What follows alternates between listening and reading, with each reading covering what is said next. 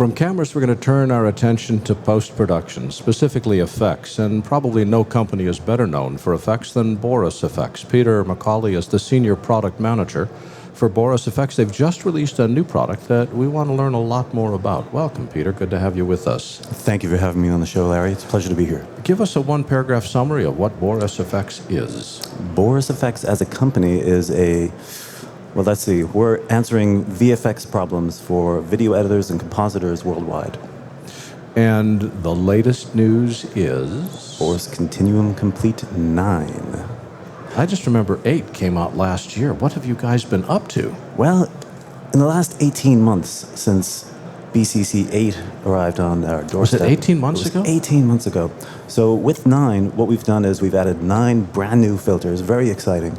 We've also added over... Which is where the 9 came from, the 9 new filters. The 9 new filters, that's right. We guys need help in marketing. I can see that already. We've also added 20 new transitions. We've added GPU processing for many of our effects. And one thing that we've done is, well, consider this, Larry, there are 230 filters now in the BCC product line. Mm-hmm. 230 visual effects filters. So you buy this as a package and you get over 2,000 different presets with those 230 filters. And you say, great, what do they do? This is the question. So our answer to this was to provide a visual preset browser for every single filter in the package. Now it comes in 2 flavors, Larry. There's an integrated version, which is built into every filter. So at the click of a switch, the editor or compositor can quickly see exactly what this filter was designed to do, flipping down through presets with a click of a button over live action video. So what you're giving me previews on is not what each little individual slider does, but essentially the presets that you guys have decided is an interesting effect in and of itself. Very true, very true. And with that in mind, in many of the conversations that I've had with editors and compositors worldwide in post and broadcast suites, one of the things that I pulled back from that was, you guys are great. You have the ultimate degree of control with every single filter in the package, but that's a lot of control. For instance, one of the filters, take the lens flare 3D, for example, has, I think it is almost 400 different parameters. Consider that. That's a lot. That's a lot. That's a lot for anybody to digest. So what we did was we figured out a way to make this easy for editors and compositors to use. You took it to 375. We did indeed. What we did was we added contextual controls. So if, for instance, there is an obscuration map feature inside of the lens flare 3D, for instance, and if the person isn't using that, it's completely hidden away. When they want to use it, they check the switch, boom, all the controls are available to them. So it becomes less intimidating, because I remember when I was first learning Boris, some of the effects, I would look at it and say, I don't even know what to tweak. There's just so many choices here. That's right. So you've tried to simplify that, not in terms of reducing control, but in terms of hiding stuff we don't need. And also, one thing we did was we took some of our existing effects, such as the transitions. And the transitions, of course, are the bread and butter of any effect suite. So with transitions, typically in a broadcast situation, as we know, time is of the essence. Throw that transition on, into the next cut, throw the next transition on. So consider like all of these hundreds of different parameters that are in there, and the editor looks at this and is a little overwhelmed, and they might, shrink back from that effect. So what we did was we took the top 10 parameters that would be most useful to any editor for this particular scenario of using that, and we keep them up top. Everything else is hidden in additional controls.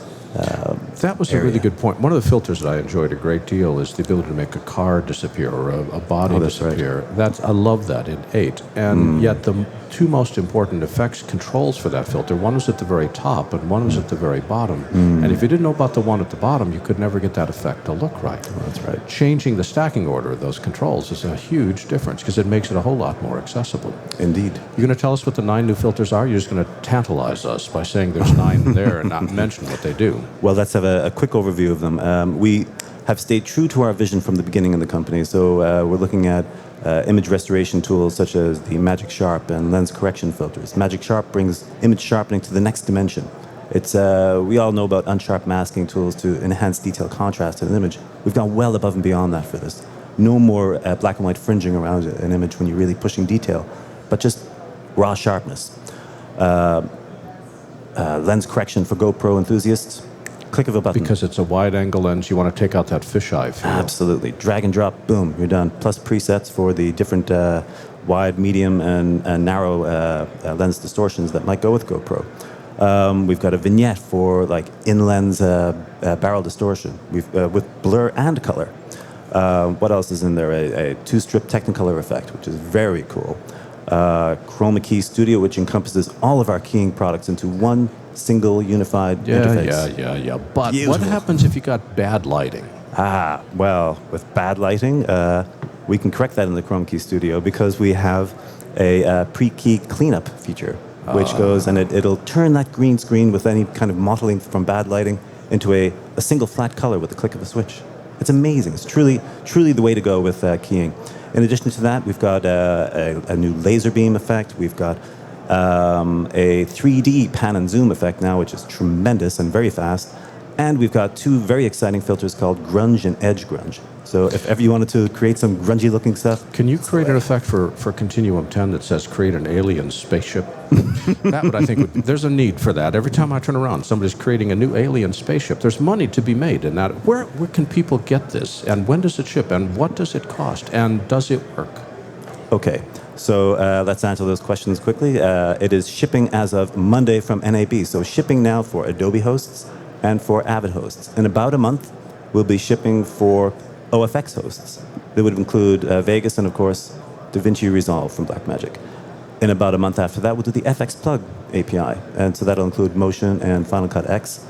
So what does it cost? The pricing for that, well, we're looking at $9.95 for new seats in Adobe, $2.95 upgrades, $19.95 for Avid, with $5.95 upgrades and $6.95 for both the OFX and FX Plug architecture.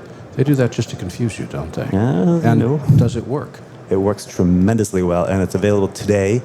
And Peter, what website can people go to learn more? They can go to BorisFX.com. They can download free trials and experience the VFX future for themselves. Very cool. Peter McAuley is the Senior Product Manager for BorisFX, talking about the new Boris Continuum 9. Very cool stuff. Peter, thanks for joining us today. Thank you, Larry, and thank you, everyone else.